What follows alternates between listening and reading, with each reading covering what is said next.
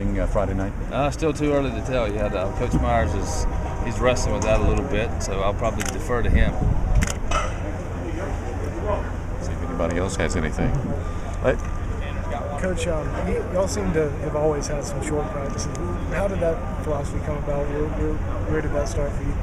Well, quite honestly, it started when I was a young head coach when I had long practices, and the late Jimmy Valvano told me that was unnecessary and wasn't good for your team. And he had to. That was one of those developmental things as a coach. He always talked about taking care of your players, especially once you start playing. And it took a while for me to get there, but he always emphasized to me that long coaches are for coaches, they're not for players.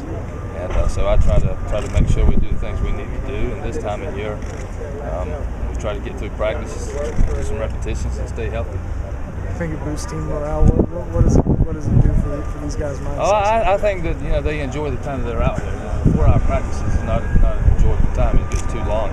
So I think they appreciate and enjoy it. A lot of times we'll do fundamentals, but we still try to be quick.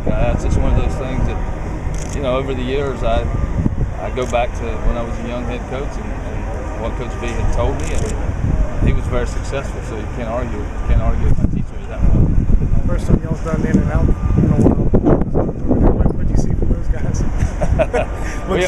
We hardly knew how to get it in. It's one of those things, but that's just another part of the game. Like in Major League Baseball, they very rarely take in and out. And, we try to get our ground balls and get our work during batting practice, and it's just it's another thing that we do in baseball. We're creatures of habit in baseball, and we sometimes do too much. And that's something that we've eliminated.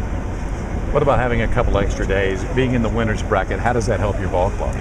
Well, I don't know if it does help us necessarily, but we'll find out. I think it helps us get our legs under us a little bit. Everybody's kind of anxious when they get here. When we get here, there's a lot of emotion, and now that's been taken care of. We won a couple of games, and it rests a couple of pitchers for us, although we haven't used very many guys, and you still got to play good baseball when the bell rings on Friday.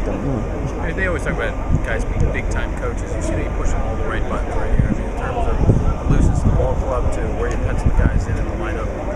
Well, I don't think that, certainly for me, it's not about the decisions I make and being a big-time coach. It's about players that perform. I've heard Coach Spurrier say many times you got to have playmakers, and that's what it's all about between the lines. You got guys that can come up with a big hit or a big play or a pitching performance, and that's what it's all about. So many times you talk about